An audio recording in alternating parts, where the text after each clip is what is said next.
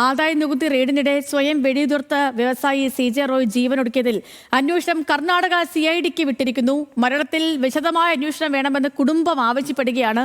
കുറ്റമറ്റ അന്വേഷണത്തിനായി സർക്കാർ നിർദ്ദേശം നൽകിയിട്ടുണ്ട്. സമ്മർദ്ദമില്ലാതെ കടബാധ്യതയോ മറ്റെന്തെങ്കിലുമോ പ്രശ്നങ്ങൾ റോയ്ക്കുണ്ടായിരുന്നില്ല എന്ന് സഹോദരൻ CJ ബാബു പറഞ്ഞു. പ്രതികരണം കേൾക്കാം. ഈ കൊച്ചിയിലെ ഡെപ്യൂട്ടി കമ്മീഷണറുടെ ഭാഗത്ത് നിന്ന് വലിയ ഭീഷണിയോ അല്ലെ സമ്മർദ്ദം ഉണ്ടായിരുന്നു എന്ന് ഇന്നലെ ലീഗൽ അഡ്വൈസർ പറയുന്നുണ്ടായിരുന്നു. ഡെപ്യൂട്ടി കമ്മീഷണർ അല്ല, അഡീഷണൽ കമ്മീഷണർ കൃഷ്ണപ്രസാദിന്റെ ആണ് പുള്ളിയാണ് ഇൻവെസ്റ്റിഗേഷൻ ടീം. പുള്ളിയുടെ പ്രഷർ ഉണ്ടായിരുന്നു. ഒരു 43 ലക്ഷം സ്ക്വയർ ഫീറ്റ് ഒരു നോട്ടീസിന്റെ പേരിലൊക്കെ ഇങ്ങനെ ചെയ്യുമെന്ന് കരുതുന്നുണ്ടോ? ഇല്ല, അതെനിക്ക് തോന്നുന്നില്ല. ആദായ നികുതി വകുപ്പിന്റെ ഏതെങ്കിലും കേസ് ഉണ്ടെങ്കിൽ പിഴ അടച്ച് തീർക്കാവുന്ന സംഭവങ്ങളാണ്. പിന്നെ ഈ 2 മണിക്ക് ശേഷം അവിടെ എന്തുണ്ടായി എന്നാണ് കരുതുന്നത്? അല്ല, അറിയില്ല. ഞാൻ നമ്മള് ഈ സംസ്കാരം എങ്ങനെയാ എപ്പോഴായിരിക്കും സംസ്കാരം എപ്പോഴായിരിക്കും കാര്യത്തിൽ തീരുമാനമായിട്ടില്ല. വീട്ടിൽ ഞാൻ ഫാമിലി ഒന്ന് കണ്ടു. ഡോക്ടർ CJ റോയുടെ സഹോദരൻ CJ ബാബുവിന്റെ പ്രതികരണമാണ് പ്രേക്ഷകർ ഇപ്പോൾ കണ്ടത്.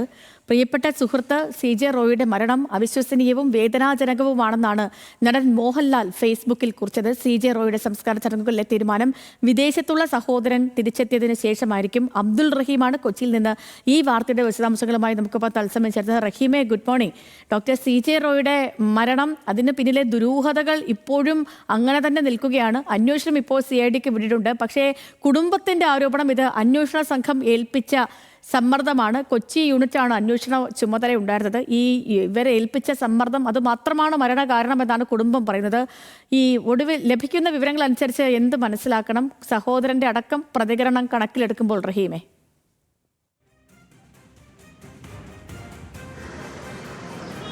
Sethu, good morning. ഈ CJ റോയുടെ മരണവുമായി ബന്ധപ്പെട്ട് ദുരൂഹതകൾ നിലനിൽക്കുന്നു എന്ന് തന്നെ നമുക്ക് ഈ ഘട്ടത്തിൽ പറയേണ്ടി വരും. ഏതായാലും കഴിഞ്ഞ 28 മുതൽ തന്നെ CJ റോയുടെ കോൺഫിഡൻസ് ഗ്രൂപ്പ് അടക്കമുള്ള ഓഫീസുകളിൽ ഇൻകം ടാക്സിന്റെ പരിശോധനകൾ നടക്കുന്നുണ്ടായിരുന്നു.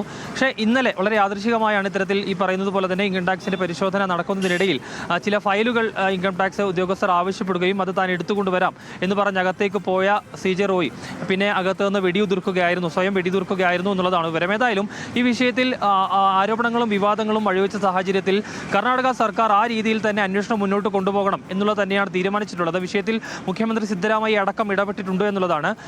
ഈ വിഷയത്തിൽ ഈ റോയുടെ മരണവുമായി ബന്ധപ്പെട്ട് CID ആണ്, അതായത് ക്രൈം ഇൻവെസ്റ്റിഗേഷൻ ഡിപ്പാർട്ട്മെന്റ് ആണ് ഇനി അന്വേഷണം നടത്തുക. വിപുലമായ അന്വേഷണം ഈ വിഷയത്തിൽ ഉണ്ടാകുമെന്നുള്ളത് സർക്കാരും വ്യക്തമാക്കിയിട്ടുണ്ട്. കാരണം ഈ റോയുടെ മരണവുമായി ബന്ധപ്പെട്ട് എന്താണ് സംഭവിച്ചത് എന്നതിലൊരു വ്യക്തത വരേണ്ടതുണ്ട്. അത് സർക്കാരിന്റെ കൂടി ആവശ്യമാണ്. അതുകൊണ്ട് ആ രീതിയിൽ തന്നെ വിപുലമായ അന്വേഷണം നടത്തും എന്നുള്ളത് തന്നെയാണ് സർക്കാരും അറിയിച്ചിട്ടുള്ളത്. ഏതായാലും ഇപ്പോൾ നിലവിൽ CJ റോയുടെ മൃതദേഹം ഇപ്പോൾ ശിവാജി റോഡിലുള്ള ഈ ബോറിംഗ് ആശുപത്രിയുടെ പോസ്റ്റ്മോർട്ടത്തിനായി മാറ്റിയിരിക്കുകയാണ്.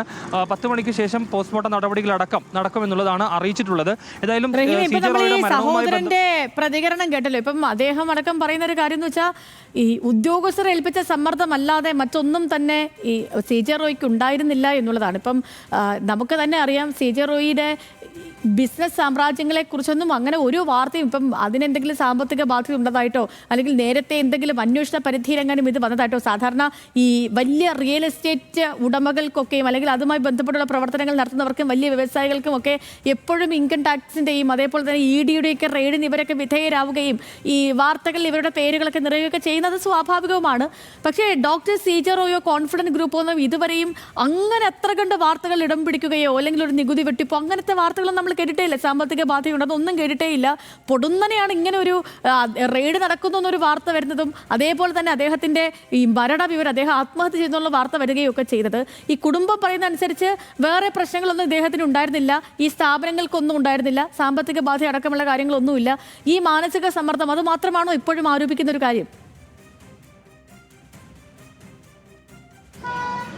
ഇത് തീർച്ചയായും അത് തന്നെയാണ്. റോയ്ക്ക് ഏതെങ്കിലും തരത്തിലുള്ള കടമോ അല്ലെങ്കിൽ അദ്ദേഹത്തിന്റെ ബിസിനസ്സിൽ ഏതെങ്കിലും തരത്തിലുള്ള തകർച്ചയോ ഒന്നും തന്നെ ഉണ്ടായിട്ടില്ല. IT ഉദ്യോഗസ്ഥർ, അതായത് ഈ റെയ്ഡുമായി ബന്ധപ്പെട്ട IT ഉദ്യോഗസ്ഥരുടെ ഭാഗത്തുനിന്നുണ്ടായ മാനസിക സമ്മർദ്ദം അത് തന്നെയാണ് റോയിയെ ഇത്തരത്തിലൊരു കടുങ്കയിലേക്ക് നയിച്ചത് എന്നുള്ളത് തന്നെയാണ് പ്രധാനമായും കുടുംബവും സഹോദരനും അടക്കം ആരോപിക്കുന്നത്. മറ്റേതെങ്കിലും തരത്തിലുള്ള കടബാധ്യതയോ മറ്റോ ഒന്നും തന്നെ റോയ്ക്ക് ഉണ്ടായിരുന്നില്ല എന്ന് കുടുംബം ഉറപ്പിച്ച് പറയുകയും ചെയ്യുന്നുണ്ട്. സെയ്ദ് പറഞ്ഞതുപോലെ തന്നെ നമുക്കറിയാം, ഏതെങ്കിലും തരത്തിൽ ഈ നികുതി വെട്ടിപ്പോ അല്ലെങ്കിൽ ആ തരത്തിലുള്ള ഏതെങ്കിലും വാർത്തകളിൽ ഒന്നും നിറഞ്ഞു നിന്നിട്ടുള്ള ആളല്ല റോയ്. കാരണം ആ രീതിയിൽ തന്നെ റോയ് ഈ തരത്തിൽ ഏതെങ്കിലും തരത്തിൽ മാധ്യമങ്ങൾ നിറഞ്ഞുള്ള ആളാണ്. പക്ഷേ ഇത് പൊടുന്നനെയുള്ള ഒരു ആത്മഹത്യ എന്ന് തന്നെ നമുക്ക് ഈ ഘട്ടത്തിൽ പറയേണ്ടി വരും. കാരണം കുടുംബം ഇപ്പോഴും ഉറച്ച് പറയുന്ന ഒരു കാര്യം, IT ഉദ്യോഗസ്ഥർ അദ്ദേഹത്തിന് മേൽ ചെലുത്തിയ സമ്മർദ്ദം അത് തന്നെയാണ് ഇത്തരത്തിലുള്ള ഒരു മരണത്തിലേക്ക് അദ്ദേഹത്തെ കൊണ്ടെത്തിച്ചത് എന്നുള്ളത് തന്നെയാണ്. ഏതായാലും ഈ വിഷയത്തിൽ വിശദമായൊരു പരാതി നിലവിൽ കോൺഫിഡൻസ് ഗ്രൂപ്പ് നൽകിയിട്ടുണ്ട്. കൂടാതെ കുടുംബവുമായി ആലോചിച്ച് ഈ വിഷയത്തിൽ എന്ത് നടപടി സ്വീകരിക്കാൻ കഴിയും എന്നത് തീരുമാനിക്കുമെന്നുള്ളതാണ് അദ്ദേഹത്തിന്റെ സഹോദരൻ കൂടിയായിട്ടുള്ള CJ ബാബു അല്പസമയം മുമ്പ് സംസാരിച്ചപ്പോൾ മാധ്യമങ്ങളടക്കം വ്യക്തമാക്കിയിട്ടുള്ളത്. അതിനുശേഷമായിരിക്കും ഏത് തരത്തിലുള്ള പരാതികളുമായി അല്ലെങ്കിൽ എങ്ങനെ മുന്നോട്ട് നിയമ നടപടികളുമായി മുന്നോട്ട് പോകണം എന്നുള്ള കാര്യത്തിൽ വ്യക്തത വരികയുള്ളൂ. ഏതായാലും കൊച്ചിയിൽ നിന്നെത്തിയ യൂണിറ്റ്, അതായത് കൊച്ചിയിൽ നിന്നുള്ള ഇൻകം ടാക്സ് യൂണിറ്റാണ് അദ്ദേഹത്തിന്റെ ബാംഗ്ലൂരിലുള്ള ഓഫീസിലെത്തുകയും ഇവിടെ പരിശോധന അടക്കം നടത്തുകയും ചെയ്തത്. അവർ ഇപ്പോഴും ഇവിടെ ബാംഗ്ലൂരുവിൽ തന്നെ തുടരുകയാണ്. ഇവിടെ ഉയർന്ന പോലീസ് ഉദ്യോഗസ്ഥരുടെ നേതൃത്വത്തിൽ ഈ കൊച്ചിയിൽ നിന്നെത്തിയ ഇൻകം ടാക്സ് ഉദ്യോഗസ്ഥരുടെ മൊഴിയെടുക്കൽ നടപടികൾ പുരോഗമിക്കുകയാണ് എന്നുള്ളതാണ് ഈ ഘട്ടത്തിൽ മനസ്സിലാക്കാൻ കഴിയുന്നത്. കൂടാതെ ഈ വിഷയത്തിൽ സർക്കാർ അടക്കം വലിയ രീതിയിൽ തന്നെയുള്ള ഇടപെടൽ നടത്തിയിട്ടുണ്ട്. കാരണം ഈ വിഷയത്തിൽ എന്താണ് സംഭവിച്ചത് എന്നതിലൊരു വ്യക്തത വേണം എന്നുള്ളത് തന്നെയാണ് പ്രധാനമായും സർക്കാരിൻ്റെയും ആവശ്യം. അതുകൊണ്ട് ആ രീതിയിൽ തന്നെ, അതായത് അതിൻ്റെ ഭാഗമായിട്ടാണ് ക്രൈം ഇൻവെസ്റ്റിഗേഷൻ ഡിപ്പാർട്ട്മെന്റ് അഥവാ CID ഈ കേസ് അന്വേഷണവുമായി ബന്ധപ്പെട്ടുള്ള കാര്യങ്ങൾ ഏൽപ്പിച്ചിട്ടുള്ളത്. കഴിഞ്ഞ ദിവസം ഈ പറയുന്ന പോലെ, അതായത് റോയിയുടെ മരണം സംഭവിച്ചതിന് ശേഷവും ഈ ഓഫീസിൽ കൃത്യമായ പരിശോധന, അതായത് ഇദ്ദേഹത്തിന്റെ മരണം നടന്നതിന് ശേഷവും ഇൻകം ടാക്സിന്റെ പരിശോധന അദ്ദേഹത്തിന്റെ ഓഫീസിൽ നടന്നുവെന്ന് കുടുംബം ആരോപിക്കുന്നു. ഒരാളുടെ മരണം സംഭവിച്ചതിന് ശേഷവും എന്താണ് ഇത്തരത്തിലുള്ളൊരു അന്വേഷണത്തിലേക്ക് കടക്കാൻ കാരണം എന്നുള്ളതാണ് കുടുംബം ചോദിക്കുന്നത്. അപ്പോൾ കുടുംബം ആരോപിക്കുന്ന കാര്യത്തിൽ കഴമ്പുണ്ട് എന്ന് തന്നെ പറയേണ്ടി വരും. കാരണം ഈ രീതിയിൽ തന്നെ അദ്ദേഹത്തെ ആ രീതിയിൽ മാനസിക സമ്മർദ്ദത്തിൽ ആഴ്ത്തിയിരുന്നു ഇൻകം ടാക്സ് ഉദ്യോഗസ്ഥർ എന്നുള്ളത് ആ കുടുംബം ആരോപിക്കുകയും ചെയ്താലും അദ്ദേഹത്തിന്റെ ഫോണുകളടക്കം ഇപ്പോൾ ഫോറൻസിക് സംഘം അന്വേഷണ സംഘത്തിന്റെ കൈവശമാണ്. അപ്പോൾ പ്രിയപ്പെട്ട പ്രേക്ഷകർ, ഇപ്പോൾ റഹീം പറഞ്ഞതുപോലെ തന്നെ ഈ ഡോക്ടർ CJ റോയിയുടെ മരണത്തിൽ ദുരൂഹതകൾ നിലനിൽക്കുന്നുണ്ട്. ആ ദുരൂഹതകളൊക്കെ ഇനി മറന്നീങ്ങി പുറത്തു വരണം. അതിന് CID അന്വേഷണത്തിന് ഈ CID അന്വേഷണമാണ് ഇതിൽ ഇപ്പോൾ നടക്കാൻ പോകുന്നത്. അപ്പോൾ തന്നെ കുടുംബത്തിന്റെ പ്രതികരണവും നമ്മൾ കേട്ടു. നോക്കാം എന്താണ് അവിടെ സംഭവിച്ചിട്ടുണ്ടാവുക. നമുക്ക് ഇത്രയും കൺഫ്യൂഷൻ ഉണ്ടെങ്കിൽ വീട്ടുകാർക്കും ഒക്കെയും ഇങ്ങനെ തന്നെ ആയിരിക്കില്ല. അവരുടെയൊക്കെ അവസ്ഥ നമുക്ക് ഊഹിക്കാൻ കഴിയുന്നതിലും അപ്പുറമാണ്. വീട്ടിൽ നിന്ന് രാവിലെ സന്തോഷത്തോടു കൂടി ഇറങ്ങിപ്പോയൊരു മനുഷ്യൻ കുറച്ച് കഴിയുമ്പോഴത്തേക്കും കേൾക്കുകയാണ് അദ്ദേഹം ഈ വെടിവെച്ച് മരിച്ചു, അദ്ദേഹം ആത്മഹത്യ ചെയ്തു എന്നുള്ളത്.